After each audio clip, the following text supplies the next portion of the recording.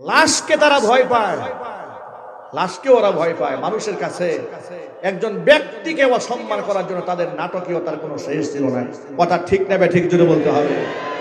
এইভাবে বাংলাদেশের মাটিতে আলেমদেরকে তারা নিকৃষ্ট মানুষ হিসেবে উপস্থাপন করার জন্য তাদের চেষ্টার কোনো শেষ ছিল না। কিন্তু ওরা ওদের মিশনে কি সফল হয়েছে? একটু ইমানদারের মতো গর্জে উঠে জবাব দিবেন, ওরা কি ওদের মিশনে সাকসেস হয়েছে? ওরা ব্যর্থ হয়েছে, ওরা ব্যর্থ হবে, ওরা ব্যর্থ হতেই থাকবে। ইসলাম ছিল, ইসলাম আছে, ইসলাম ভবিষ্যতেও থাকবে। এক সাইদিকে তারা শহীদ করেছে, সাইদির চেতনা দিয়ে লক্ষ সাইদিকে আল্লাহ রাজপথে নামিয়ে দিয়েছে। আমরা এখন স্বাধীনভাবে নিঃশ্বাস নেওয়ার সুযোগ পাচ্ছি, স্বাধীনভাবে কথা বলার পরিবেশ পেয়েছি। এখন এই মুহূর্তে স্টেজে ওঠার আগে আমাদেরকে কেউ এসে বলে না, হুজুর দিনকাল ভালো নয়, একটু ওয়াজটা বুঝে শুনে করবে। এখন কেউ বলে না। স্টেজে ওঠার পরে এখন আর কেউ স্লিপ দেয় না আমাদের হাতে, হুজুর ওয়াজটা অন্যদিকে ঘুরায় দেন, কেউ বলে না। কোনো থানা থেকে আমাদের কাছে এখন আর ফোন যায় না এলাকা থেকে দাওয়াত নেওয়ার পরে। কর্তৃপক্ষ আগে আমাদের কাছে ফোনে আইডি কার্ডের ফটোকপি চাইতেন বিভিন্ন এলাকা থেকে। জিজ্ঞেস করতাম, ভাই আইডি কার্ডের ফটোকপি দিয়ে কি করবেন? ওয়াজের দাওয়াত রেখেছি। তারা বলতেন থানা থেকে চেয়েছে। প্রধান বক্তার আইডি কার্ডের ফটোকপি থানায় জমা না দিলে ওয়াজের পারমিশন নেই। এইরকম করে আল্লাহর কোরআনের পথে তারা পদে পদে বাধা সৃষ্টি করেছে। কথা ঠিক নেবে ঠিক? কোরআনের ময়দানে তারা 144 ধারা জারি করেছে। আল্লাহ তাআলা তাদের জিন্দেগির মধ্যে 144 ধারা জারি করে দিয়েছে। ওরা মানুষের সামনে মুখ দেখাবে বলতেও পারে না যে আমার নাম অমুক, আমি অমুক দলের কর্মী। মাঝে মাঝে শুনি ফেসবুকে একটু স্লোগান দিতে চায়, তাও নাক মুখ ঢাকে। কথা বলতে হবে ঠিক নেবে ঠিক? কোরআনের সাথে বিয়াদবি করা যাবে না। এর সাথে বিয়াদবি যারাই করেছে তারাই ধ্বংস হয়ে গেছে। 1500 বছর আগে নবী করিম সাল্লাল্লাহু আলাইহি সাল্লাম বলেছেন, কুন আলিমান, আলেমদের এত শান এত মান আল্লাহ দিয়েছেন, সম্ভব হলে তুমি আলেম হও। আও মুতাআল্লিমান, আলেম না হতে পারলে আলেমের ছাত্র হও। আও মুস্তামিআন, অথবা আলেমের শ্রোতা হও, আলেমের ফ্যান ফলোয়ার হও। আও মুহিব্বান, আলেমকে দিল থেকে মহব্বত করো। ওয়ালা তাকুনিল খামিস ফাতাহলিক, পঞ্চমটা হতে যেও না, তাহলে ধ্বংস হয়ে যাবে। আলেম বিদ্বেষী হতে যেও না, তাহলে ধ্বংস হয়ে যাবে। জুলাই আগস্টের বিপ্লব সাধনের সময় আপনারা দেখেছেন, যারা এই দেশের মানুষের উপর গণহত্যা চালিয়েছে তারা বিগত 16 বছর দাড়ি টুপি পাঞ্জাবি পরিহিত মানুষদের উপর কি পরিমাণ নির্যাতন চালিয়েছে। কখনো জঙ্গিবাদ, কখনো মৌলবাদ, কখনো রাজাকার, কখনো আল বদর, কখনো আল শামস, বিভিন্ন ট্যাগ দিয়ে নিরাপরাধ মানুষগুলাকে, তাদের জীবনটাকে একেবারে ধ্বংস করে দিয়েছে। কথা ঠিক কিনা যদি বলতে হবে। তারা চেয়েছিল এদেশ থেকে ইসলামিক রেভলিউশন এটা চিরতরে শেষ করে দিতে, কৌশল অবলম্বন করেছিল, বহুত প্রচেষ্টা করেছে। ওই যে একটা গল্প আপনারা শুনেছেন না, যে এক স্বামী নাকি বউরে খুব পিটায়, খুব মারে। তো বউ বলে, কি ব্যাপার, তুমি যে আমার এত মারো, তুমি কি আমাকে রাখবা না নাকি? তো কিলের ওজন বুঝে টের পাও না রাখবো কিনা? ওরা যে ইসলাম চায় না সেটা কি পদে পদে বাধা দেখে আমরা বুঝতে পারি নাই? ঢাকা বিশ্ববিদ্যালয়ে রমজান মাসে কোরআন তেলাওয়াত করার কারণে ছাত্রদেরকে সুযোগ করেছে। কথা বলতে হবে ঠিক কিনা বলেন? এটা কি সত্য না অসত্য? কুষ্টিয়া ইউনিভার্সিটিতে নেকাব পরে সেখানে পরীক্ষা দেওয়ার অপরাধে হলে যাওয়ার কারণে সেখানে তার পরীক্ষায় নেওয়া হয় নাই, তার মুখের পর্দা কেন সরানো হয় নাই। কুমিল্লাতে নার্সিং হোম একাডেমিতে মেয়েদের হিজাবকে কেচি দিয়ে কেটে দেওয়া হয়েছে। কথা সত্য না অসত্য? আর একটু জোরে বলতে হবে তো। রমজান মাসে হোলি উৎসব হয়েছে ঢাকা বিশ্ববিদ্যালয়। এমনকি যারা শিখ সম্প্রদায় তাদের ধর্মীয় একটা উৎসব আছে, তলোয়ার নিয়ে শোভাযাত্রা করে, সেটাও তারা করেছে, এতেও অসুবিধা হয় নাই। গোটা রমজান মাসে বিগত রমজানে একটি ইফতার পার্টি, একটি ইফতার অনুষ্ঠানে একটা দোয়ার আয়োজন বিশ্ববিদ্যালয়ে করতে দেওয়া হয়নি। এরকম কয়টা বলবো? এখন থেকে বলা শুরু করলে ফজর পর্যন্ত এদের ইসলাম বিরোধী কর্মকাণ্ডের তালিকা বলা যাবে। আমি সেটা বলতে চাই না। আমি এটা ছোট্ট একটা মেসেজ দিলাম আপনাদের সামনে, যে সেই দিনটা আমরা উতরায়া এমন একটা সুন্দর পরিবেশ পেয়েছি, কোরআন থেকে আমরা স্বাধীনভাবে এখন কথা বলতে পারি। আপনারা কি খুশি না বেজার? কম না বেশি? হৃদয়ের সবটুকু ভালোবাসা উজাড় করে মোহাব্বতের সাথে শুকরগুজার করছি। সকলে বলছি আলহামদুলিল্লাহ। রব্বানা লাকাল হামদ হামদান কাসীরা তাইয়িবান মুবারাকান ফীহি ইয়া রাব্বি লাকাল হামদু কামা ইয়ানবাগি লিজালালি ওয়াজহিকা ওয়া আযীমি সুলতানিকা। আল্লাহ রাব্বুল আলামিন আজকে তাফসীরুল কোরআন মাহফিলকে কবুল করেন। ৫ নং আতলিয়া ইউনিয়ন পরিষদকে আল্লাহ তাআলা কিয়ামত পর্যন্ত কবুল করেন। এই পরিষদের সাথে সংশ্লিষ্ট এবং সম্পর্কিত সকলকে আল্লাহ মাফ করে দেন। আমানতদারিতার সাথে দায়িত্ব পালনের তৌফিক দান করেন। নেতৃবৃন্দের এই আচরণে আপনারা খুশি না বেজার? তারা তো চাইলে একটা কনসার্ট করতে পারত। কথা ঠিক নেবে ঠিক বলেন? কারণ এই দেশের রাজনীতিবিদদের, অধিকাংশ রাজনীতিবিদদের চরিত্রের কোনো ঠিক নাই। সেই জায়গায় যখন তারা কোরআনের মঞ্চ সাজান, আমরা একটা নতুন বাংলাদেশ দেখার স্বপ্ন দেখি। কথা বলতে হবে, ঠিক কিনা বলেন? আমাদের হৃদয়ের গভীর থেকে চেয়ারম্যান সাহেব সহ তাদের সহকর্মী যারা আছেন, আমরা তার কলিগ যারা আছেন, সকলের জন্য দোয়া করি যে আল্লাহ, যারা তোমার কোরআনের মঞ্চ সাজিয়েছে, আল্লাহ তাদের মাধ্যমে তুমি সমাজটাকে সাজায় দাও। আল্লাহ তাদের জন্য তোমার জান্নাতুল ফিরদাউসটাকে তুমি সাজিয়ে দাও। জোরে বলো আমিন। আলোচনা শুরু করার প্রারম্ভে আপনাদের কাছে ছোট্ট করে আমি প্রশ্ন রাখতে চাই। কোরআন মাজিদ আল্লাহ পাক যে দিক নির্দেশনা আমাদেরকে দান করেছেন, সেই দিক নির্দেশনাগুলো আমাদের হাসি মুখে মানতে কারো কি কোনো আপত্তি আছে? আল্লাহর প্রেসক্রিপশনে কোনো ভুল আছে? ভুল নাই। কোরআন কিভাবে মানতে হয়, কোরআন কিভাবে গ্রহণ করতে হয়, কোরআনের বিধানগুলোকে কেমন মোহাব্বত করতে হয়, তার একটা ছোট্ট এক্সাম্পল দিয়েই যে আয়াতটা আমি তেলাওয়াত করেছি, আমি সেই আয়াতে যাচ্ছি। আমরা বলি ইনশাআল্লাহ।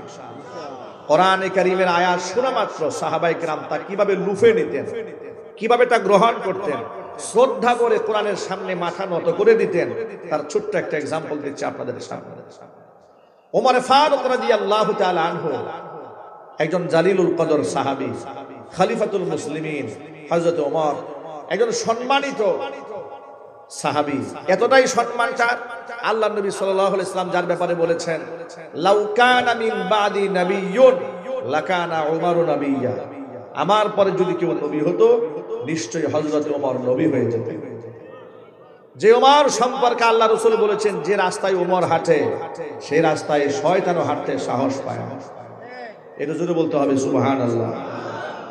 আল্লাহ পাক যাকে শারঈ মেজাজ দান করেছিলেন, শারঈ মেজাজ মানে ইসলামের অনেকগুলা বিধিবিধান নাজিল হয়েছে হযরত ওমর রাদিয়াল্লাহু তাআলা আনহুর বিভিন্ন বক্তব্যের প্রেক্ষিতে। যেমন পর্দার যে বিধানগুলো আছে, নবী করিম সাল্লাল্লাহু আলাইহি ওয়াসাল্লাম বিবাহ করলেন। বিবাহের অনুষ্ঠানে সাহাবায়ে কেরামের বেশ কিছু লোক তারা হুজুরের ঘরে গিয়ে বসে রইলেন। রাত শেষ হয়ে যাচ্ছে, তারা ঘর থেকে বের হচ্ছে না। ওমর ফারুক রাদিয়াল্লাহু তাআলা আনহু রাসূলের কাছে আবদার জানিয়েছিলেন, হে আল্লাহর রাসূল, আল্লাহ তাআলা কি নারী পুরুষের পর্দার একটা চূড়ান্ত ফয়সালা কি এনে দেবেন না? তিনি মন থেকে চাচ্ছিলেন, বারবার রাসূলের কাছে প্রস্তাব দিচ্ছিলেন। আল্লাহ পাক জিবরিল মারফত আয়াত নাযিল করলেন, ওয়া ইযা সাআলতুমুহুন্না মাতা'আন ফাসআলুহুন্না মিন ওয়ারা'i হিজাব। ও সাহাবীরা, আজকের পর থেকে তোমরা নবী পত্নীদের সামনে আর যাবে না। যদি কিছু প্রশ্ন করতে মনে চায় কিংবা চাওয়ার প্রয়োজন হয়, পর্দার আড়াল থেকে চেয়ে নেবে। বলুন আল্লাহু আকবার। এই একটা ব্যাপার দেখেন। আরেকটা বিষয় খেয়াল করেন, আল্লাহ নবী সাল্লাল্লাহু আলাইহি ওয়াসাল্লামের কাছে মুনাফিকদের সর্দার রাসূল মুনাফিকিন আব্দুল্লাহ ইবনে উবাই ইবনে সালুলের মৃত্যুর পর তার ছেলে আব্দুল্লাহ, খাঁটি সাহাবী, হুজুর কাছে আসলেন। এসে আল্লাহর রাসূলের কাছে বিরাট একটা আবদার পেশ করলেন। আবদার পেশ করে বলছেন, ইয়া রাসূলুল্লাহ, আমার বাবা আব্দুল্লাহ ইবনে উবাই ইবনে সালুল ইসলামের কত ক্ষতি করেছে, তার ব্যাপারে কোনো আমার আপত্তি নাই, যে নিঃসন্দেহে সে ইসলামের বড় ক্ষতি করেছে, বড় পাপ করেছে, অন্যায় করেছে। কিন্তু আমার বাবা তো আর কাফির হিসেবে আল্লাহ পাক ঘোষণা দেন নাই, আমাদের সাথেই তো নামাজ পড়েছে, জিহাদেও গেছে, তিনি দুনিয়া থেকে চলে গেছেন। ও আল্লাহর নবী, আপনার কাছে আমি দুইটা আবদার নিয়ে এসেছি। এক নাম্বার আবদার হচ্ছে, আমার বাবাকে যখন কাফনের কাপড় পরানো হবে, দুনিয়ার সাধারণ কাপড়ের কাপড় দিয়া আমরা তার কাফন দিতে চাই না। ইয়া রাসূলুল্লাহ, আমার বাবা যেহেতু অন্যায় করেছে, আর পাপের প্রায়শ্চিত্ত স্বরূপ ফেরেশতা যদি তার সাথে খারাপ আচরণ করে, নবীজি আপনার ব্যবহৃত একটা জুব্বা দিয়ে দিবেন, আপনার ব্যবহৃত জুব্বা দিয়ে আমার বাবাকে আমরা কাফন পরাইয়া দিব। নবীজি সাল্লাল্লাহু আলাইহি সাল্লাম উদার মনের, এত বড় মুনাফিক, তারপরে নবীজি রাজি হয়ে গেলেন, ঠিক আছে, আমার ব্যবহৃত জুব্বা তোমার বাবাকে তোমরা কাফন পরাবে। জোরে বলেন আল্লাহু আকবার। শুধু তাই নয়, আমার বাবার জানাজার ইমামতি আপনি করবেন। নবীজি সাল্লাল্লাহু আলাইহি সাল্লাম তাতেও রাজি হয়ে গেলেন। এবার তাকে গোসল করিয়ে হুজুরের দেওয়া জুব্বা দিয়ে কাফন পরাবার পরে নবীজি যখন জানাজার উদ্দেশ্যে রওনা হয়েছেন, এমন সময় হযরত ওমর পিছন দিক থেকে হুজুরের জামা টান দিয়ে ধরছেন। জামা টেনে বলছেন, ইয়া রাসূলুল্লাহ, কার জানাজা পড়তে আপনি যাচ্ছেন? কদ নাহাকা রাব্বুকা আন তুসাল্লি আলাইহি, আপনার রব তো তার জন্য দোয়া করতে, এমন মুনাফিকের জন্য নামাজ পড়তে আপনাকে নিষেধ করেছেন, বারণ করেছেন। নবীজি বললেন, ওমর শোনো, আল্লাহ পাক তো আমাকে নিষেধ করেন নাই, বারণ করেন নাই, বাল খায়রানি, বরং আল্লাহ আমার ইখতিয়ার দিয়েছেন। আল্লাহ পাক সূরা তাওবার মধ্যে মুনাফিকদের ব্যাপারে বলেছেন, ইস্তাগফির লাহুম আও লা তাস্তাগফির লাহুম ইন তাস্তাগফির লাহুম 70 মাররাতান ফালান ইয়াগফিরাল্লাহু লাহুম ওয়াল্লাহু লা ইয়াহদিল কওমাল ফাসিকিন। নবীজি, মুনাফিকদের জন্য আমি আল্লাহর কাছে ক্ষমা প্রার্থনা করেন কিংবা নাই করেন, দুটোই বরাবর। তার কারণ, ইন তাস্তাগফির লাহুম 70 মাররা, যদি আপনি এদের জন্য 70 বার আমার কাছে মাপ চান, ফালা ইয়াগফিরাল্লাহু লাহুম, মুনাফিকদেরকে কশিন কালেও আমি আল্লাহ মাফ করে দিব না। তো আল্লাহ তাআলা তো এখানে বলেন না যে মুনাফিকদের জন্য তুমি দোয়া করতে পারবে না। আল্লাহ তাআলা আমাকে বলেছেন, তুমি দোয়া করো কিংবা না করো, উভয়টা বরাবর। 70 বার মাপ চাইলেও ক্ষমা করব না, প্রয়োজনে আমি এর জন্য 70 বারের চাইতে বেশি আল্লাহর কাছে ক্ষমা প্রার্থনা করব, আল্লাহ পাক যেন তারা মাফ করে দেন। সুবহানাল্লাহ বলবেন না? মনের উদারতা, প্রশস্ততা, বিশালতা কত বেশি। তিনি জানাজা পড়ালেন। জানাজা পড়ায় দেওয়ার পরে আল্লাহ তাআলা মুনাফিকদের ব্যাপারে চূড়ান্ত আয়াত নাযিল করলেন। ওই যে হযরত ওমরকে কেন শারঈ মেজাজ বলেছে বুঝাবার জন্য, দেখেন তিনি আগেই বলেছিলেন যে মুনাফিকদের জানাজা আপনি পড়ায়েন না। এবার আল্লাহ তাআলা চূড়ান্ত আয়াত নাযিল করে দিলেন, ওয়ালা তুসাল্লি আলা আহাদিম মিনহুম মাতা আবাদা ওয়ালা তাকুম আলা কবরি ইন্নাহুম কাফারু বিল্লাহি ওয়া রাসূলিহি ওয়া মাতু ওয়া হুম ফাসিকুন। নবীজি, মুনাফিকদের কেউ যদি মারা যায়, কশিন কালেও কোনদিন আপনি তাদের জানাজার নামাজ পড়বেন না। ওয়ালা তাকুম আলা কবরি, এদের কবরের পাশে কোনদিন আপনি দাঁড়াবেন না এদের জন্য দোয়া করতে। বাহ্যিকভাবে যদিও তারা ইসলামটা প্রকাশ করেছে, মূলত ইন্নাহুম কাফারু বিল্লাহি ওয়া রাসূলিহি, মন থেকে তারা আমি আল্লাহ এবং আমার রাসূলকে তারা অস্বীকার করেছে। ওয়া মাতু ওয়া হুম ফাসিকুন, এবং তারা পাপিষ্ঠ অবস্থায় দুনিয়া থেকে মৃত্যুবরণ করেছে। সুতরাং আপনি মুনাফিকদের জানাজা পড়বেন না। মুনাফিকরা মুসলমান নয়, ওরা মুসলমানদের সাথে মিশে থাকে, আসলে ওরা কাফের। মুনাফিকরা কি মুসলমান? একটু চিৎকার দিয়ে বলে, মুনাফিকরা কি মুসলমান? মুনাফিকেরা যুগ যুগ ধরে ইসলামের যে ক্ষতি করেছে, পৃথিবীর কোন কাফেরও ইসলামের এত ক্ষতি করতে পারে নাই যা মুনাফিকরা করেছে। আপনি পৃথিবীর চতুর্দিক থেকে মুখ ফিরিয়ে নিয়ে আমাদের এই 56,000 বর্গ মাইলের দিকে একটু তাকান। এই দেশে ইসলামের যত ক্ষতি নামধারী মুসলমানরা করেছে, এত ক্ষতি ইহুদিরাও করেনি, এত ক্ষতি খ্রিস্টানরা করতে পারে নাই।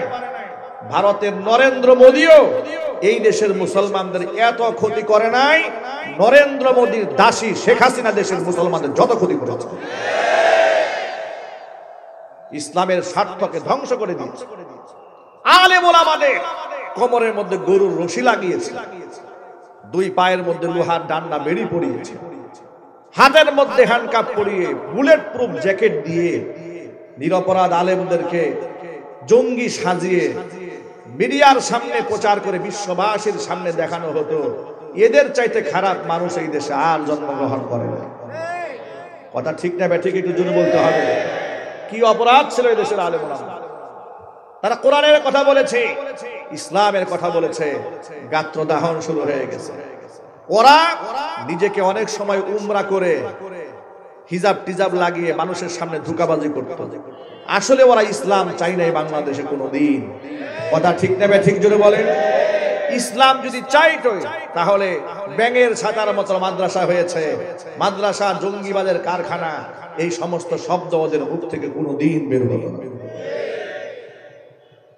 ভাইরা আমার, যে মেসেজটা দিতে চেয়েছিলাম সেটা হলো, তাহলে হযরত ওমর মুনাফিকদের জানাজা পড়তে নবীজি সাল্লাল্লাহু আলাইহি সাল্লামকে আগে নিষেধ করেছিলেন। হুজুর বলেন আল্লাহ পাক আমাকে নিষেধ করেন না, এইজন্য দোয়া আমি করবই। দোয়া তিনি করলেন। পরবর্তীতে মুনাফিকদের ব্যাপারে আল্লাহ তাআলা চূড়ান্ত আয়াত নাযিল করে দিলেন, নবীজি মুনাফিকদের জানাজা আপনি কোনোদিন পড়াবেন না। এই যে একটা মেজাজ, শরঈ মেজাজ হযরত ওমরকে কে দান করেছেন জোরে বলেন? আরো জোরে বলুন, কে দিয়েছেন? আল্লাহ পাক তাকে এই মেজাজটা দিয়েছেন। তিনি ইসলাম যেখানে লঙ্ঘিত হতো, শরীয়তের কোনো বিধান যেখানে লঙ্ঘিত হতো, তিনি সেখানে এতটা রাগান্বিত হতেন, এত ক্ষুব্ধ হতেন। শরীয়ত লঙ্ঘিত হওয়ার পরে তিনি কারোর সাথে কোনো আঘাত করতেন না, আপোষ করতেন না। হাতটাকে নিজের ছেলে অপরাধ করেছিলেন, মদ্যপান করেছিলেন, তাকে দুর্রা মেরে নিজ হাতে পিটাইয়া লাশ বানিয়ে ফেলেছিলেন। তার নাম হযরত ওমর। চিৎকার দিয়ে বলেন আল্লাহু আকবার। সত্যের ক্ষেত্রে কোনো আপোষ নাই। আল্লাহ পাক যেন ওমরের মতো একটা শাসক বাংলাদেশে দান করেন। আরো জোরে কোন আমিন। ভাইরা আমার, সেই ওমর রাস্তা দিয়ে রাতের বেলায় হাঁটতেছিলেন, এমন সময়ে শুনতে পেলেন কোন একটা ঘর থেকে কোন মহিলার মিষ্টি কণ্ঠে বিরহের গান শোনা যায়। মহিলাদের কণ্ঠে মিষ্টি কণ্ঠে গান যখন তিনি শুনতে পেয়েছেন, তখন তিনি রাগ হয়ে গিয়েছেন। তার কারণ ইসলামী শরীয়তের দৃষ্টিকোণ থেকে মহিলাদের কণ্ঠের আওয়াজটাও পর্দার অন্তর্ভুক্ত। ঠিক কিনা বলে? নারী কণ্ঠ এটা পর্দার অন্তর্ভুক্ত। যদিও আমাদের দেশে নেক্সুরতে শয়তানের ধোঁকা ইদানিং দেখতে পাচ্ছি, মিডিয়াতে, টেলিভিশনে, ইউটিউবে, ফেসবুকে যুবতী মেয়েরা কোরআন তেলাওয়াত ছাড়ে। আবার দেখি বড় বড় কোরআন তেলাওয়াত প্রতিযোগিতায় বড় বড় জুব্বাওয়ালা পাগড়িওয়ালারা বিচারক হয়ে বসে থাকে। বালেগা মেয়েরা জোরে জোরে কোরআন তেলাওয়াত করে, হাজার পুরুষের সামনে সঙ্গীত গায়। আছে না নাই? এগুলা নেক্সুরতে শয়তানের ধোঁকার প্রতারণা ছাড়া কিচ্ছু নয়। যে বিচারক বসে মহিলার কণ্ঠের আওয়াজকে মাপজোক করে, এই অধিকার বিচারককে দিয়েছে কে? ওই বিচারককে জিজ্ঞেস করেন আপনাকে পারমিট কে দিয়েছে। ওই টেলিভিশন কিংবা যারা স্পন্সর করেছে তাদের পক্ষ থেকে 2-4-5টা পয়সা পাবে, কিংবা একটু ফেমাস হবে, মিডিয়াতে প্রচার হবে। উনি বিচারক হয়ে জুব্বা জাব্বি গায়ে দিয়া, রুমালটা একবারে ঘুমটা দিয়া উনি বসে গেছেন মহিলাদের বিচার করার জন্য। নাউজুবিল্লাহ জোরে বলেন। নারী কণ্ঠটা শরঈ দৃষ্টিকোণ থেকে পর্দার অন্তর্ভুক্ত। তার ছোট্ট একটা দলিল আপনাদের সামনে উপস্থাপন করছি।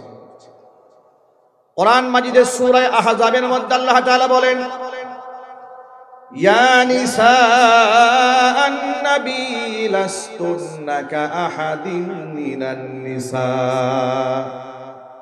ইন ইত্তাকাইতুন্না ফালা তাখদা'না বিল কওলি ফায়াতমা'আল্লাযী ফি কলবিহি মারাদুন ওয়া কুলনা কাওলান মা'রুফা। ও নবীর স্ত্রীগণ, লাস্তুন্না কাআহাদিন মিনান নিসা, তোমরা দুনিয়ার সাধারণ রমণীদের মতো নও, তোমাদের মর্যাদা অনেক উপরে। ইনিত্তাকাইতুন্না, যদি পরহেজগারিতা অবলম্বন করতে চাও, ফালা তাখদানা বিল কওল, পরপুরুষের সামনে যেভাবে তোমরা না গিয়ে থাকো, শুধু পর্দার আড়ালে থাকলেই চলবে না।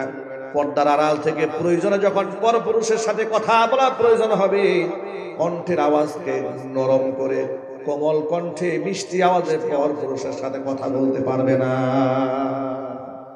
তুমি যদি মিষ্টি কণ্ঠে পরপুরুষের সাথে কথা বলো, ফায়াতমা'আল্লাযী ফি কলবিহি মারাদ, যার অন্তরে রোগ আছে, সে কিন্তু লালায়িত হবে, আকৃষ্ট হবে, মনে মনে ভাববে কণ্ঠের আওয়াজ এত মিষ্টি, দেখতে না জানে কত মিষ্টি। ঠিক না ভাই? নারীদের কণ্ঠের আকর্ষণ আছে না নাই? আরো জোরে বলেন। আজকে আমার মা বোনদেরকে ব্যবসার পণ্য বানিয়ে দেওয়া হয়েছে। বিভিন্ন রিসিপশনে নারীকে রাখা হয়েছে, বিমানবালা নারীকে রাখা হয়েছে, এমনকি বিভিন্ন প্রাইভেট ফার্মে যেখানে হাজার হাজার পরপুরুষের সাথে সাক্ষাৎ হবে, মোবাইল ফোনে কথা বলতে হবে, টেলিফোনে কথা বলতে হবে, রিসিপশনে সব জায়গার মধ্যে বেশিরভাগ জায়গায় মহিলা দেওয়া হয়। কথা ঠিক নেবে? ঠিক জোরে বলে। কারণ নারীদের কণ্ঠের একটা আকর্ষণ আছে না নাই? আল্লাহ পাক তা নিষেধ করেছে। তো হযরত ওমর এই মহিলার প্রতি খুব রাগ হয়ে গেছে। রাগে গুসায় মহিলার বাড়ির দরবার পরে, সাহাবী জামানার মহিলা তো, সে তো আর বর্তমান জামানার তসলিমা নাসরিন মার্কা মহিলা নয়, সাহাবী জামানার মহিলা। আগে কোন সুবহানাল্লাহ, আরো চিৎকার লাগিয়ে দিয়ে এখন সুবহানাল্লাহ। মহিলা জবাব দিয়ে বলছে, খলিফাতুল মুসলিমিন, আমি না হয় বিরহের গান কি শরীয়তের একটা বিধানকে লঙ্ঘন করেছি, আপনি তো আমাকে শাসন করতে এসে শরীয়তের 3টা বিধান লঙ্ঘন করেছেন। হযরত ওমর, যিনি এতক্ষণ রাগে গুসায় অগ্নিশর্মা ছিলেন, কথা শুনে স্তব্ধ হয়ে দাঁড়িয়ে গেলেন। কি ব্যাপার, মহিলা বলে কি? আমি নাকি শরীয়তের 3টা বিধান লঙ্ঘন করেছি? আমি তো ভালো কাজে করেছি, অন্যায় বাধা দিয়েছি। মহিলা বলছি, আপনি কোরআন মাজিদের সূরা নূরের যে দিক নির্দেশনা আছে সে আয়াতকে আপনি লঙ্ঘন করেছেন। এবার মহিলা হযরত ওমরের সামনে আল্লাহ পাকের কোরআন শরীফের আয়াত শুনিয়ে দিল।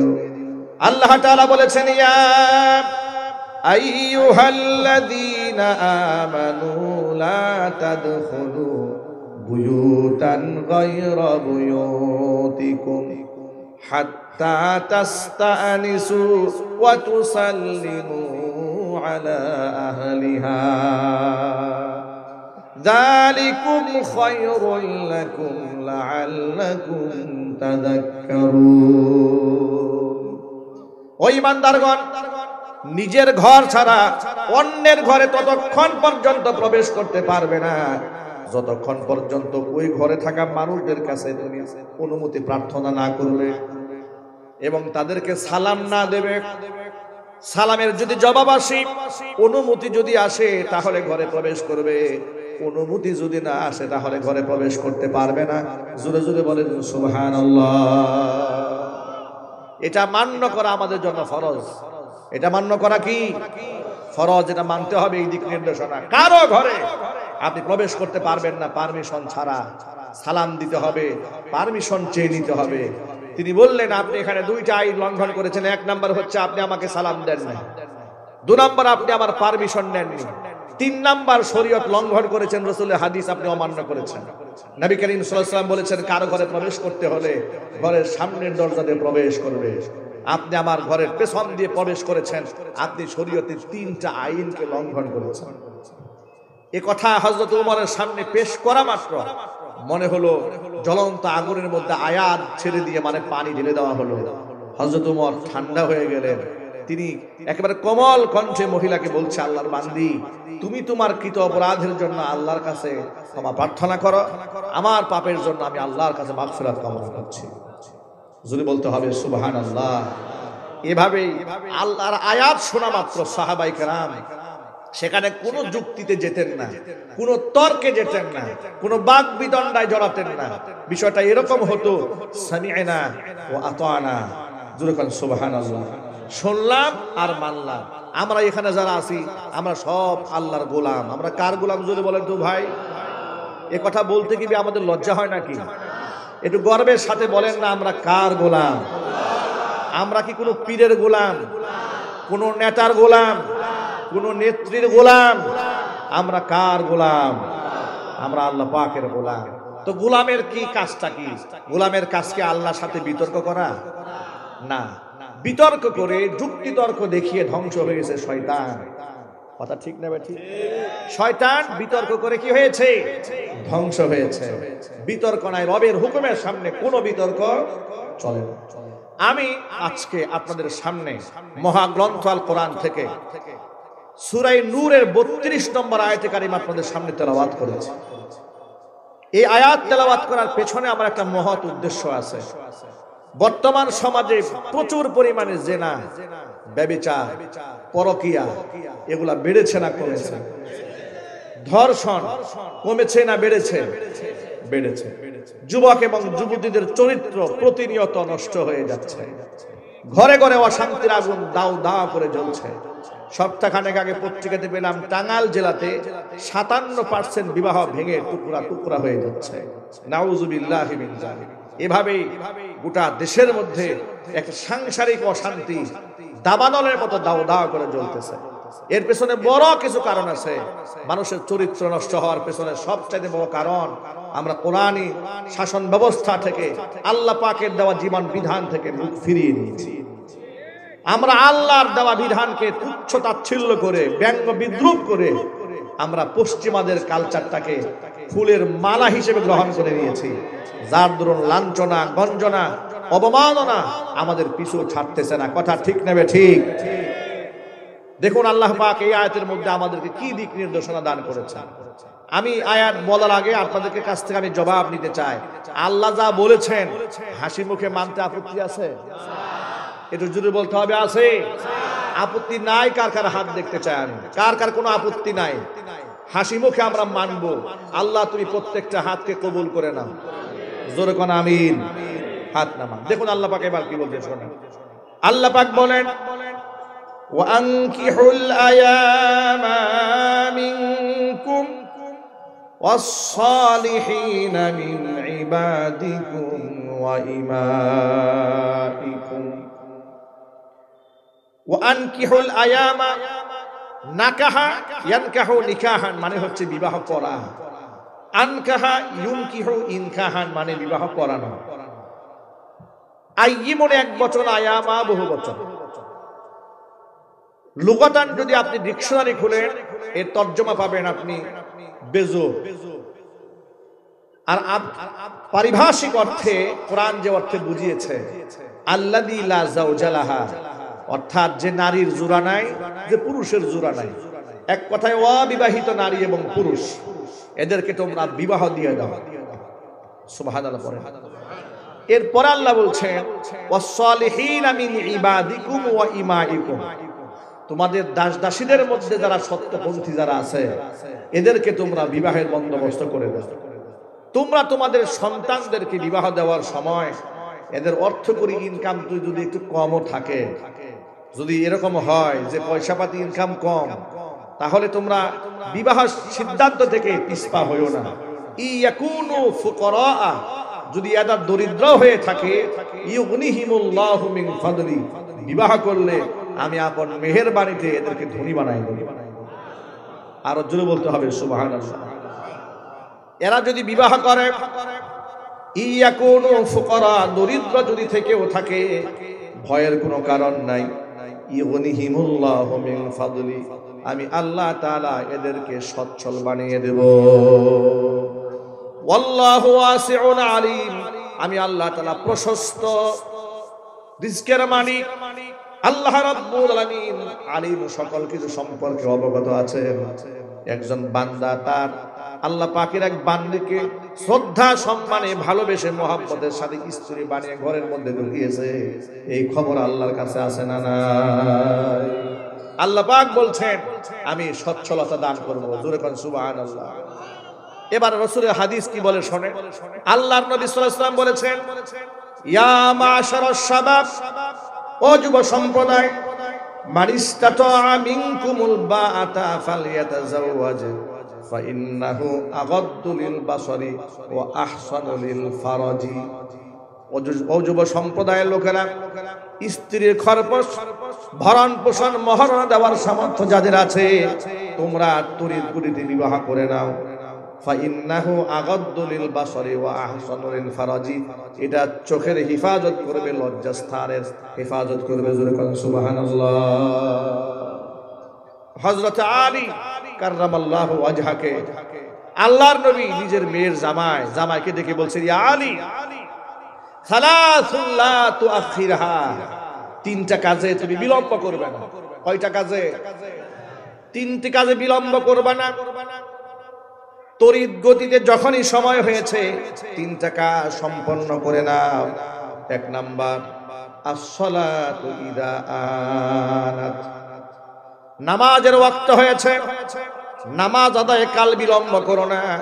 যোহর 12টায় শুরু হয়েছে, 4টায় গিয়ে শেষ হবে, ওই চিন্তা করে দুনিয়াবি যত কাজ আছে সব কাজ গুছাইয়া শেষ মুহূর্তে 3:30 4টা বাজে দৌড়ে গিয়ে আল্লাহু আকবার বলবা, এটা যেন না হয়।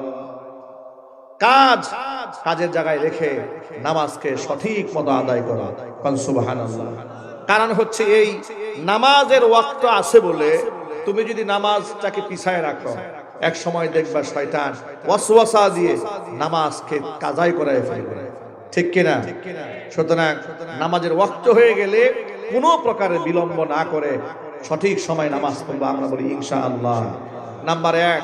2 নাম্বার, ওয়াল জানাজাতু ইযা হাদারাত, আলী জানাজা হাজির হয়ে গেলে সেখানে আর কোনো নাটকীয়তা করে বিলম্ব করা যাবে না। আমাদের দেশে একটা বাজে কালচার আছে, আমি জানি না খুলনার দিকে আছে কিনা, লাশ সামনে রেখেই যে নেতারা ওয়াজ শুরু করে, ভাষণ শুরু করে। কথা বলে না কেন? একের পর এক আসে আর মাইক ধরে, কাল বিলম্ব করে না। এমনকি বেনামাজিরা এসে পাবলিকে কিছু নসিহত করে। কথা বলেন, বেনামাজিদের নসিহত কি মানুষ শুনতে চায়?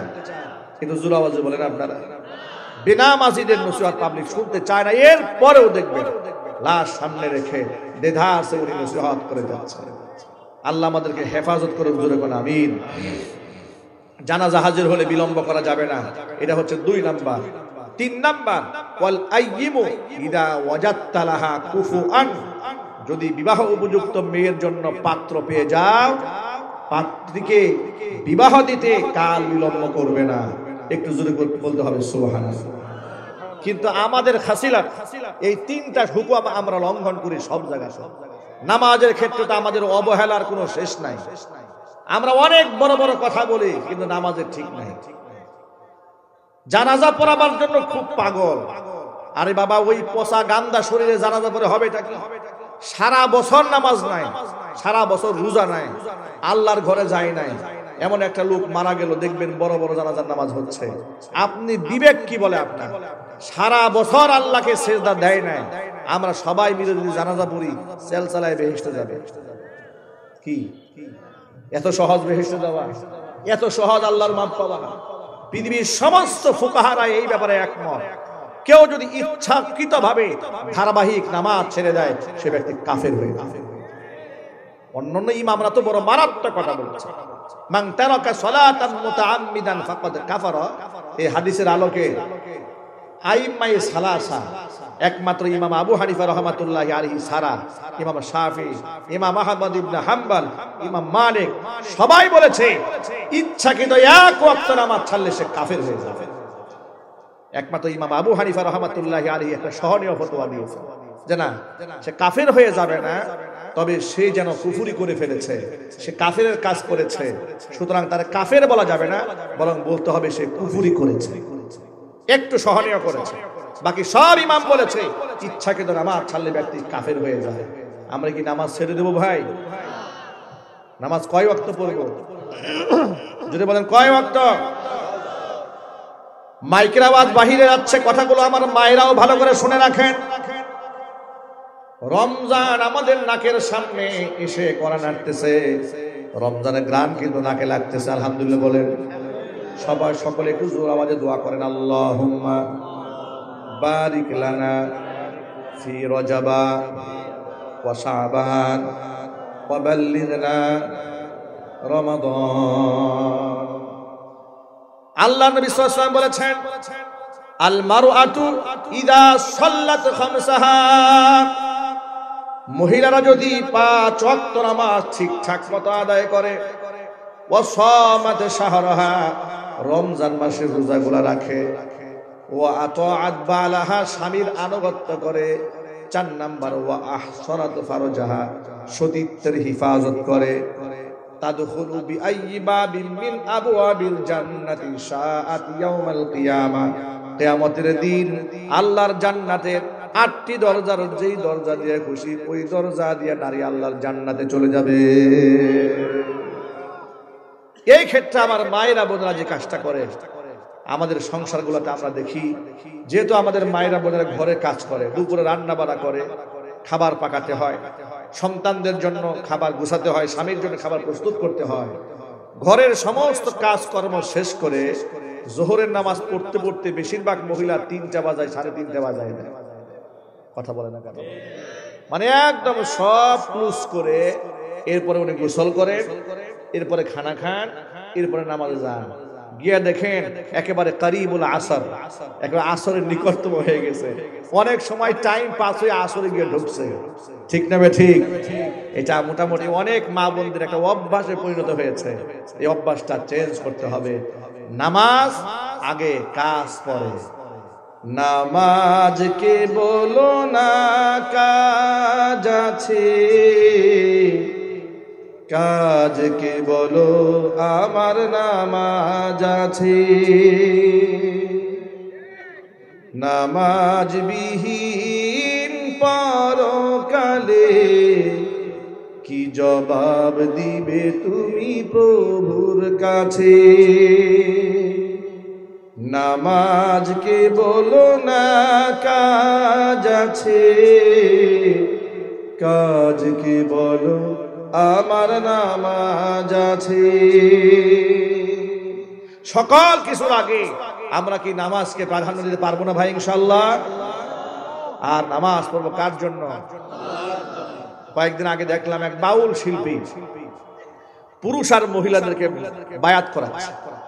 বায়াত করিয়ে বলছে যে এখন থেকে শরীয়তের যত ইবাদত করবে, করার সময় মনের মধ্যে পীরের কথা স্মরণ রাখবে। আমি ভিডিও দেখে হতবাক হয়ে গেলাম। আহারে, তারা বাংলাদেশের কুখ্যাত শিল্পী, কি সরকার যেন তার নাম, অসংখ্য পুরুষ মহিলা সমানে পায়ের মধ্যে চুম্বন করতেছে আর সেজদা দিচ্ছে। আল্লাহ আমাদেরকে হেদায়েত দান করুন। জোরে কোন আমিন। মনের মধ্যে রাখবো কার স্মরণ? আর সে বলছে মনের মধ্যে পীরের স্মরণ রাখবে। নাউজুবিল্লাহ। আল্লাহ আমাদের হেদায়েত দান করুন। জোরে কোন আমিন।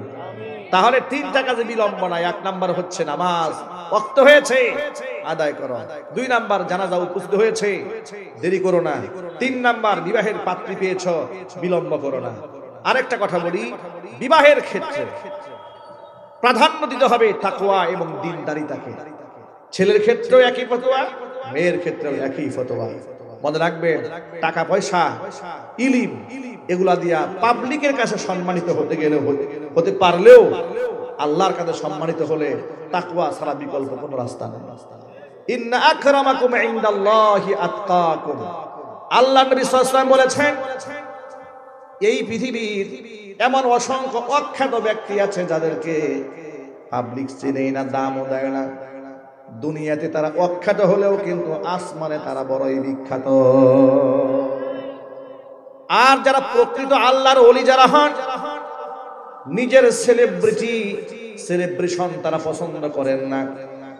তাকে মানুষ হাত ঢাক ভাবে চিনবে, মাথায় তুলে নাচবে, এটা আল্লাহর ওলিরা পছন্দ করেন না।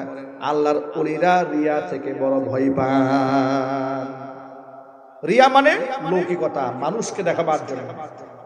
নামাজ যদি মানুষকে দেখাবার জন্য হয়, ওই নামাজ তাকে জান্নাতে নেবে না, ওই নামাজ তাকে কোথায় নিয়ে যাবে? জাহান্নামে নিয়ে যাবে। দান সাদাকা যদি মানুষকে দেখাবার জন্য হয়, ওই দান সদকা তারে কোথায় নিয়ে যাবে? জাহান্নামে নিয়ে যাবে। আমার সাথে ঘটে যাওয়া আমার জীবন থেকে একটা বাস্তব ঘটনা শোনায় আপনাদেরকে। প্রিয় ভাইরা, আপনাদের কি কষ্ট হচ্ছে? গাজীপুর জেলাতে কালীগঞ্জ একটা উপজেলা আছে। আজ থেকে 7-8 বছর আগের কথা। আমি একটা মাহফিলে গেলাম, প্রধান বক্তার বক্তৃতা করে আমি বয়ান শেষ করে মোনাজাত দিলাম। মোনাজাত শেষ হওয়ার পরে কর্তৃপক্ষ দৌড়ায় স্টেজে আসলেন, এসে বললেন, হুজুর বিরাট একটা মিস্টেক হয়ে গেছে। কি মিস্টেক হয়েছে? যে আপনি তো দোয়া করে ফেলছেন। আমাদের এই এলাকার ট্রেডিশন হচ্ছে দোয়া করার আগে মাহফিলে কে কয় টাকা দান করেছে তাদের নামগুলো মাইকে বলতে হয়। বিরাট একটা তালিকা নিয়ে আসছে। আমি বললাম, এই নামের তালিকা যদি ঘোষণা না করা হয় তো কি হবে? কি তারা বলল, এই নামের মধ্যে, তালিকার মধ্যে যারা 100 টাকাও দিয়েছে তাদের তালিকা আছে। যদি মাইকের নামটা তারা না শোনে, কালকেই মাহফিল কর্তৃপক্ষের কাছ থেকে টাকা ফেরত নেবে। আমি এটা আমার জীবনে শোনা, আল্লাহর কসম, ওয়াল্লাহি ওয়া রাব্বিল কাবা, কাবার রবের কসম করে বলছি, আমি এটা শুনে পুরো হতবাক হয়ে গেলাম। বাপরে বাপ, এরকম দাতা! মাইকের নাম না শুনলে পরের দিন 100 টাকা মাহফিল কর্তৃপক্ষের কাছ থেকে ফেরত নেবে। এই দান কি আল্লাহর জন্য হয়েছে? জোরে বলেন, একটু জোরে বলতে হবে, এটা কি আল্লাহর জন্য হয়েছে? না, এটা আল্লাহর জন্য হয় নাই। আল্লাহর ওলিরা নিজেদের সমস্ত আমালকে লুকিয়ে রাখেন। কোন সুবহানাল্লাহ।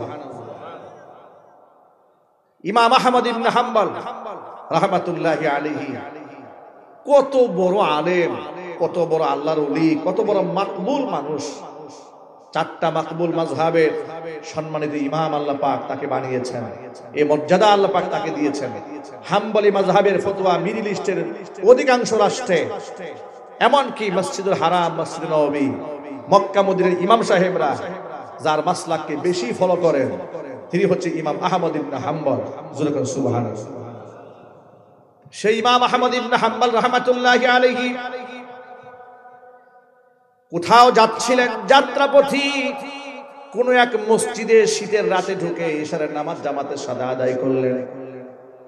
ইশারের নামাজ আদায় করে মনে মনে সিদ্ধান্ত নিলেন, আল্লাহর ঘরে যেহেতু আছি, নিরাপত্তা নিয়ে আছি, বাহিরে প্রচন্ড শীত, বাহিরে যাওয়াটা নিরাপদ হবে না।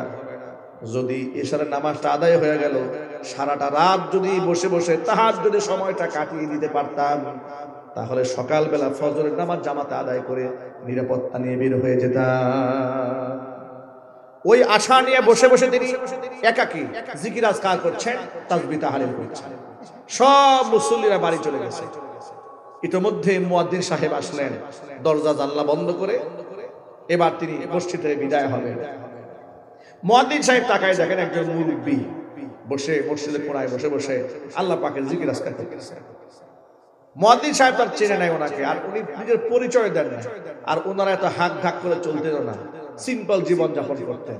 এত বড় আলেম মুস্তাদে আহমদ একটা গ্রন্থের মধ্যে 50,000 হাদিস জমা করেছেন। চিল্লায় বলেন আল্লাহু আকবার। একটা কিতাবের মধ্যে 50,000 হাদিস লিখেছেন। কোন কোন বর্ণনাকারী তার ব্যাপারে বলেছেন যে তিনি 6 লক্ষ হাদিসের হাফিজ সাহেব ছিলেন। ইমাম আহমদ ইবনে হাম্বল, সুবহানাল্লাহ। এত বড় মুহাদ্দিস, অথচ নিজেকে কিছুই মনে করছেন না। মুয়াজ্জিন সাহেব বলছেন, ওই মুরব্বি, নামাজ তো শেষ হয়ে গেল, এবার মসজিদ থেকে বের হন। আহমদ ইবনে হাম্বল নিজের নাম পরিচয় না দিয়ে বলছেন, মুয়াজ্জিন সাহেব, বাহিরে প্রচন্ড ঠান্ডা, আমি একজন পথিক মুসাফির, আমি চাচ্ছি তাহাজ্জুদে সময়টা কাটায় দেই, সকালবেলা ফজরের নামাজ পড়ে বের হয়ে যায়। মুয়াজ্জিন সাহেব বললেন, না, এই কথা বললে হবে না, তাড়াতাড়ি বের হন। আহমদ ইবনে হাম্বল দোকানদারের আমল দেখে হতবাক হয়ে গেলেন। বললেন, আল্লাহর বান্দা, কথায় কথায় মুখের মধ্যে ইস্তিগফারের আমল কেন পড়ো? যুবকটি বলছে, আল্লাহর বান্দা শুনুন, আমি জবানের মধ্যে ইস্তিগফারের আমল বেশি করার কারণে আল্লাহ তাআলা এই জবানের মূল্য এত বেশি বানিয়ে দিয়েছেন।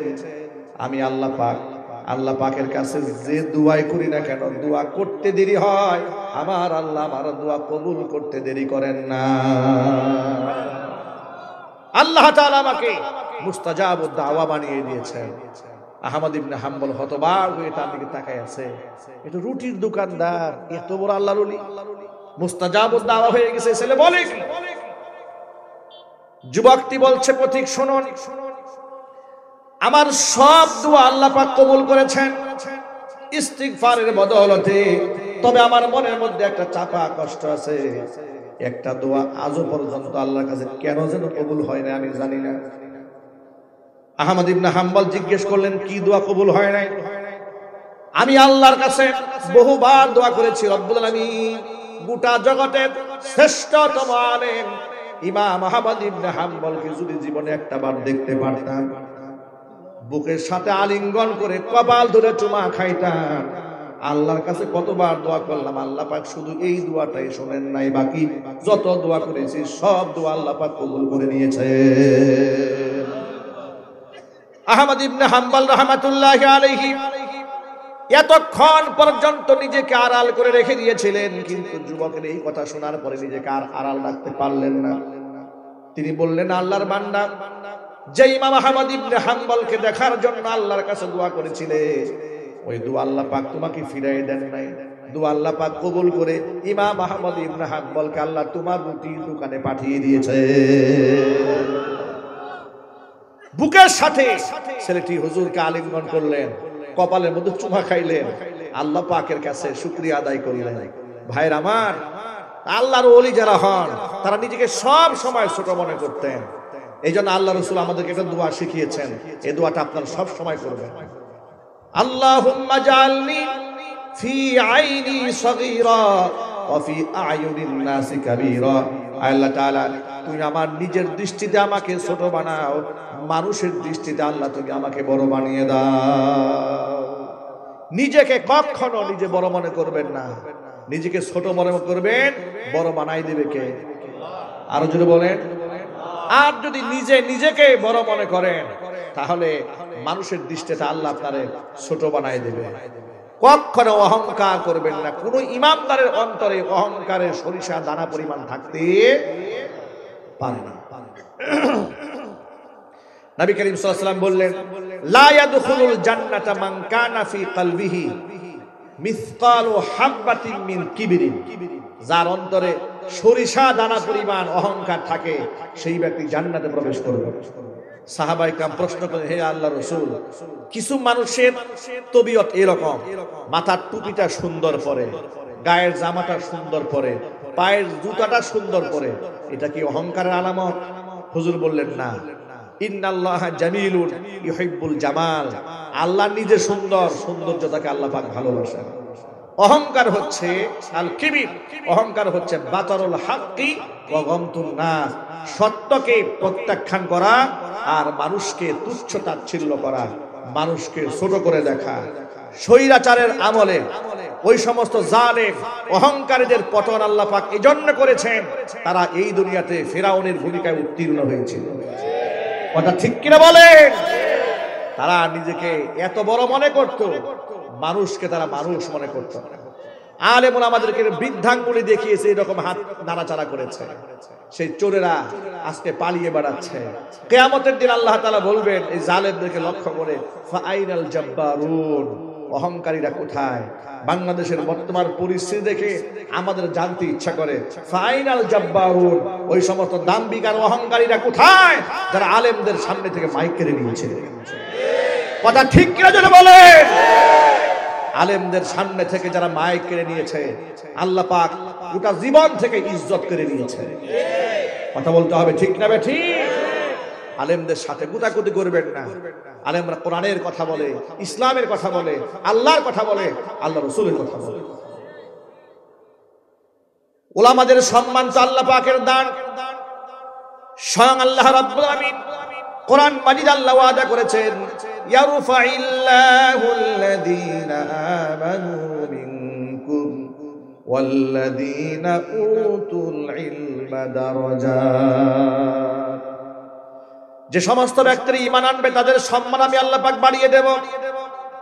যাদেরকে ইলম দান করা হয়েছে তাদের ইজ্জত আমি আল্লাহ পাক বাড়ায় দেব। আলেমদের সম্মান কত বেশি হয় দেখেন। স্বৈরাচারীর আমলে আলেমদের বদনাম করাবার জন্য তারা কতটা মিথ্যা অপবাদ আলেমদের নামে চাপিয়ে দিয়েছে। শহীদ আল্লামা দেলোয়ার হোসেন সাঈদী রাহিমাহুল্লাহ আল্লাহ পাকের একজন মাজলুম বান্দা, উপমহাদেশের শ্রেষ্ঠতম কোরআনে কারীমের দাঈ, জীবন বাজি রেখে যিনি 50 বছরের ঊর্ধ্বে কোরআনে কারীমের তাফসীর শুনিয়েছেন মানুষদেরকে, যার কথা শুনে শিশুকালে আমরা চোখের পানি ঝরিয়েছি। আল্লাহর কসম করে বলি, আল্লামা সাঈদ রাহিমাহুল্লাহর বয়ান শুনে আমি নিজে কতবার চোখের পানি ছেড়ে কান্না করেছি তার কোনো হিসাব নাই। অসংখ্য মানুষদেরকে আমি কাঁদতে দেখেছি। লক্ষ লক্ষ মানুষ যার তাফসীর শুনেছে, এমন একজন ব্যক্তিকে রাজাকার আল বদর আল শামস নাটক সাজিয়ে শাহবাগ চত্বরে নাপাক জেনাকাল লম্পন বদমাশদেরকে দিয়ে তোমরা আলেমের বিরুদ্ধে মিছিল করিয়েছিলে। এমনকি পরিকল্পিতভাবে চিকিৎসার নামে কারাগার থেকে বের করে হসপিটালে নিয়ে বিষ প্রয়োগ করে হত্যা করার পরেও তোমাদের কলিজা ঠান্ডা হয় নাই। তোমরা তার জানাজার নামাজটা ঠিক মতো মানুষকে করতে দাও না। কথা ঠিক কিনা জুড়ে বলতে হবে। ঢাকা শহরে লোকদেরকে দেখেছি অ্যাম্বুলেন্সের সামনে শুয়ে পড়েছে। আমার জীবনে একটা স্বপ্ন ছিল তার জানাজার নামাজটা আমি পড়বো। জীবনের সরাসরি ওনাকে আমি দেখি নাই। আমি আল্লাহর এক বান্দা, আমি সামনাসামনি মাওলানা সাঈদী রাহিমাহুল্লাহকে জীবনে দেখি নাই কোনোদিন। যতবার দেখেছি মোবাইলে দেখেছি, ইউটিউবে দেখেছি, ফেসবুকে দেখেছি, ক্যাসেটে দেখেছি, সামনাসামনি বসে বয়ানও শোনা হয় নাই। কারণ তিনি যখন যে সময় বয়ান করতেন তখন আমরা পড়াশোনা করি, আমরা ছোট বাচ্চা, ওই বুঝের বয়সটা ছিল না। যখন আমাদের বুঝের বয়স হয়েছে তখন তিনি জেলখানে আটকা পড়ে গেছেন। কোরআনের পাখিকে তোমরা এরকম বেইজ্জত করেছিলে, লাঞ্ছিত অপমানিত করেছিলে। তার জানাজা পড়ার জন্য লক্ষ লক্ষ মানুষ রাজপথে ঝাঁপিয়ে পড়েছে। কথা বলতে হবে ঠিক কিনা? সাঈদী ফাউন্ডেশনে যে মাঠে, যেখানে তাকে কবর খনন করা হয়েছে, কবর মাদফন করা হয়েছে, কবরের পাশে বিরাট মাঠ, ওই মাঠে তখন পানি ছিল হাঁটু পর্যন্ত পানি। ভেঙে লোকেরা 3-4 ঘন্টা, 5 ঘন্টা, 6 ঘন্টা দাঁড়িয়ে থেকেছে তার জানাজার নামাজে শামিল হওয়ার জন্য। তোমরা যাকে লম্পট বানালে, জিনাকার বানালে, ধর্ষক বানালে, খুনি বানালে, এই খুনির প্রতি মানুষের এত মোহাব্বত কেন? আর তোমরা এত দুধে দোয়া তুলসী পাতা, তোমাদের প্রতি মানুষের এত ঘৃণা কেন? কথা বলতে হবে ঠিক কিনা বলেন? তোমরা না বলো হাজার বছরের শ্রেষ্ঠ বাঙালির নাতিপুতি, 1000 বছরের শ্রেষ্ঠ বাঙালির সন্তান তোমরা, কেন পাবলিক তোমাদেরকে জুতা পিটা করতে চায়? পাবলিকের কাছে জবাব দিতে হবে।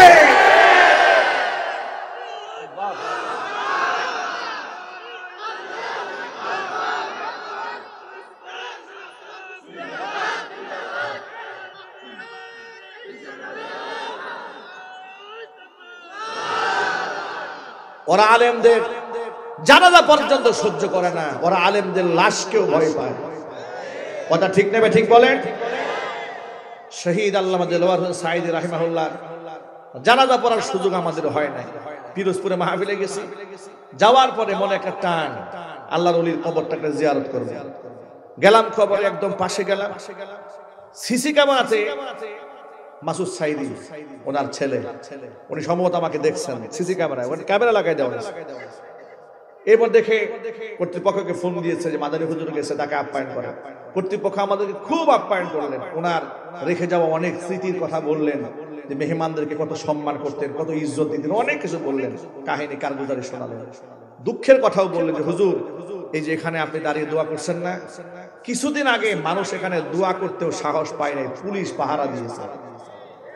লাশকে তারা ভয় পায়, লাশকে ওরা ভয় পায়। মানুষের কাছে একজন ব্যক্তিকে অসম্মান করার জন্য তাদের নাটকীয়তার কোনো শেষ ছিল না।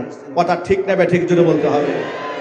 এইভাবে বাংলাদেশের মাটিতে আলেমদেরকে তারা নিকৃষ্ট মানুষ হিসেবে উপস্থাপন করার জন্য তাদের চেষ্টার কোনো শেষ ছিল না। কিন্তু ওদের মিশনে কি সফল হয়েছে? একটু ইমানদারের মতো গর্জে উঠে জবাব দিবেন, ওরা কি ওদের মিশনে সাকসেস হয়েছে? ওরা ব্যর্থ হয়েছে, ওরা ব্যর্থ হবে, ওরা ব্যর্থ হতেই থাকবে। ইসলাম ছিল, ইসলাম আছে, ইসলাম ভবিষ্যতেও থাকবে।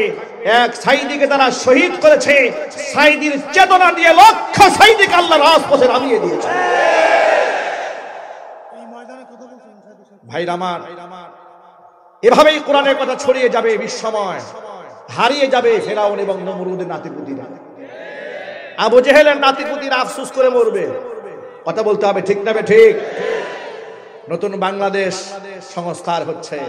আমরা এই দেশে একটা স্বপ্ন দেখি, হে আল্লাহ, ইনসাফ ভিত্তিক একটা সমাজ কায়েমের তৌফিক তুমি আমাদেরকে দান করো। কোরআনময় জীবন গড়ার তৌফিক তুমি আমাদেরকে দান করো। যুবকেরা আল্লাহর কোরআন নিয়ে বাঁচতে চায়, কোরআন নিয়েই মরতে চায়, কোরআন নিয়ে হাসরে রাসূল পাক সাল্লাল্লাহু আলাইহি ওয়াসাল্লামের সামনে রবের সামনে দাঁড়াতে চায়। রাজি আছেন কারা কারা? দুহাত দেখতে চায়।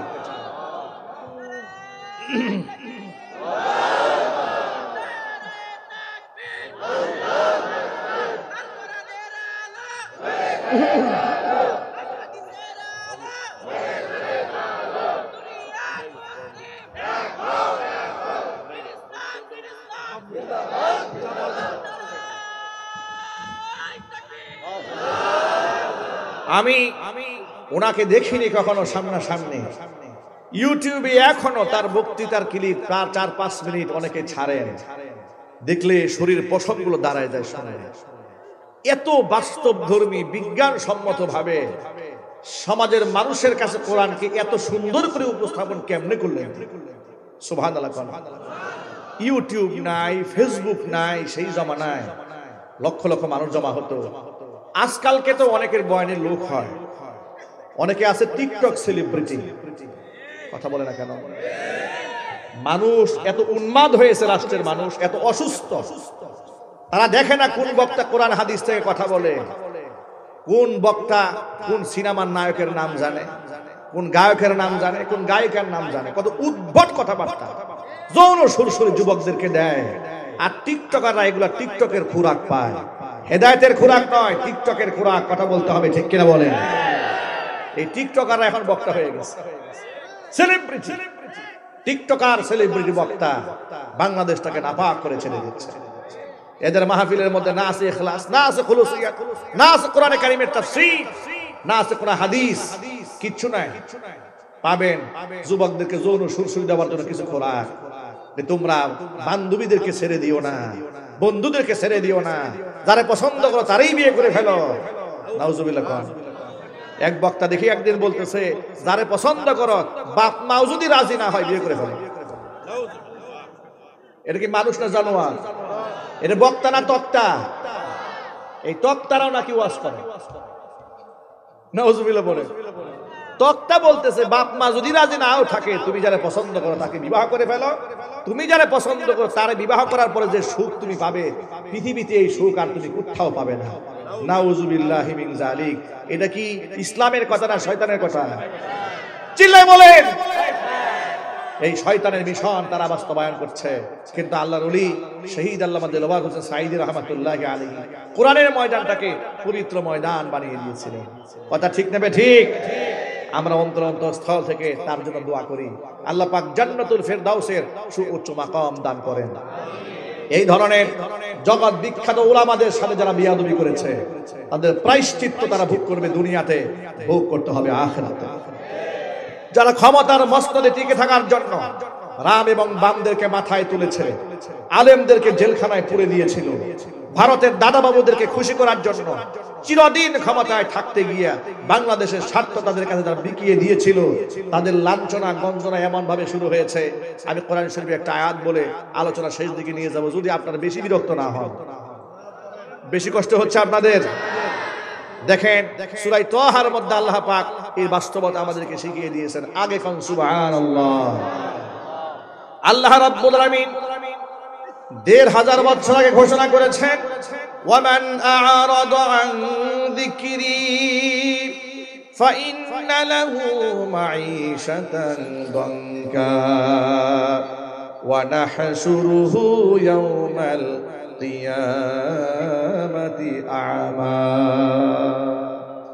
ক্বালা রাব্বি লিমা হাশারতানি আ'মা ওয়া ক্বাদ কুনতু বাসীরা قال كذلك أتتك آياتنا فنسيتها وكذلك اليوم تنسى ومن أعرض عن ذكري أي قرآني আমার কোরআন থেকে যারা মুখ ফিরিয়ে নেবে, কোরআন বিমুখ জীবনযাপন যারা করবে, কোরআনের বিরুদ্ধাচরণ যারা করবে, ফাইন্না লাহু মাঈশাতান দানকা, পৃথিবীতে 1000 কোটি টাকার মালিক হলেও তাদের জীবনটা আমি সংকীর্ণ বানাইয়া দেব। এমন সংকীর্ণ বানাই দেবেন আল্লাহ পাক, দুইয়িকাতিল আরদু বিমা রাহুবাত, প্রশস্ত পৃথিবী আল্লাহ পাক তাদের জন্য সংকীর্ণ করে দিয়েছেন। বাস্তবতা আছে না নাই? যারা বিদেশে 1000 কোটি টাকা পাচার করেছে, ইউরোপে, আমেরিকাতে, লন্ডনে, কানাডা, ব্রিটেনে, জার্মানিতে, তারা ভারতে কোন এক জায়গায় তারা সেখানে ফকির, মিসকিন, অসহায়ের মতো রিফিউজি হয়ে ঘুরে বেড়াচ্ছে। কথা ঠিক কিনা যদি বলেন? যে আমেরিকাতে টাকা তারা পাচার করেছে, ইহুদিরা খাচ্ছে, খ্রিস্টানরা খাচ্ছে, ওই টাকা ওদের সুয়ারও সাহস নাই, সুয়ারও কপাল নাই, ধরারও কপাল নাই, বুক করারও কপাল নাই। ঠিক না ভাই? ঠিক জোরে কর। ওরা চেয়েছিল দেশের মানুষকে ঠকাইয়া ওরা জন্মের খাওয়া খাবে। আল্লাহ পাক কেমন যেন বললেন, আয় তোরা তোদেরকে খাওয়াই জন্ম, এমন খাওয়ানো খাওয়াচ্ছে, এগুলার মুখ দেখারও সাহস নাই। কথা বলতে হবে, ঠিক কিনা? আল্লাহ পাক বলছেন জীবন হয়ে যাবে সংকীর্ণ। অনাহশুরুহু ইয়াউমাল কিয়ামাতি আমা, কিয়ামতের দিন এদেরকে আমি অন্ধ বানায় হাসরের ময়দানে উঠাবো। এরা বলবে ক্বালা রাব্বি লিমা হাশারতানি আমা ওয়া ক্বাদ কুনতু বাসীরা, আল্লাহ তুমি অন্ধ বানায় কেন উঠালে? পৃথিবীতে আমি চক্ষুষ্মান ছিলাম। আল্লাহ পাক বলবেন ক্বালা কাযালিকা আতাতকা আয়াতুনা, তোর কাছে আসছিল আমার আয়াত এইভাবে, ফানাসিতাহা, সেদিন তুই আমার আয়াতকে ভুলে গিয়েছিলি। ওয়া কাযালিকাল ইয়াউমা তুনসা, আজকে এইভাবে তোকে ভুলে যাওয়া হবে। নাউযুবিল্লাহি মিন যালিক। আমরা কি কোরআন থেকে মুখ ফিরাই নেব? একটু এক ইমানদারের মতো গর্জে উঠে জবাব দিয়ে বলুন, কোরআন থেকে মুখ ফিরাই নেব না? আমরা আল্লাহর কোরআনকে সমাজে বাস্তবায়ন করেই ছাড়বো ইনশাআল্লাহ। আমাদেরকে যত অপবাদ দেওয়া হোক না কেন, আমাদেরকে যত ভয় ভীতি দেখানো হোক না কেন, যত রক্ত চক্ষু দিয়ে আমাদেরকে নিয়ন্ত্রণ করার জন্য চেষ্টা করানো হোক না কেন, আমরা কোরআন ছেড়ে দেব ইনশাআল্লাহ। বলে যারা আল্লাহর কথা বলে, আল্লাহর পথে চলে, তাদের কি কোনো ভয় আছে ভাই? যারা আল্লাহর পথে চলে, আল্লাহর কথা বলে, আল্লাহকে ভালোবেসে সপেছে জীবন, তাদের কিসের ভয়, কে করে পরাজয়, শহীদি তামান্নাতে নাচে তার মন। যারা আল্লাহর পথে চলে, আল্লাহর কথা বলে, আল্লাহকে ভালোবেসে সপেছে জীবন, তাদের কিসের ভয়, কে করে পরাজয়, শহীদি তামান্নাতে নাচে তার মন।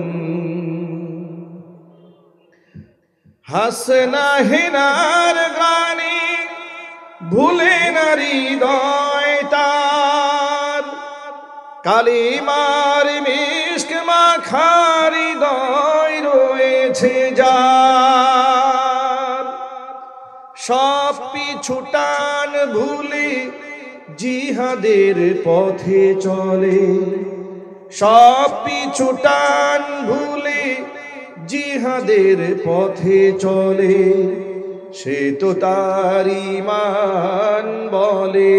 যারা আল্লাহর পথে চলে, আল্লাহর কথা বলে, আল্লাহকে ভালোবেসে সপেছে জীবন, তাদের কিসের ভয়, কে করে পরাজয়, শহীদি তামান্নাতে নাচে তার মন।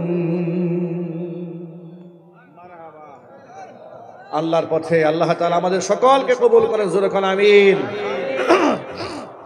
ভাইরা, এখান থেকে আমাদের বড় একটা শিক্ষা রয়েছে আজকে। এক নাম্বার শিক্ষা হচ্ছে, কোরআন বলছে অল্প বয়সেই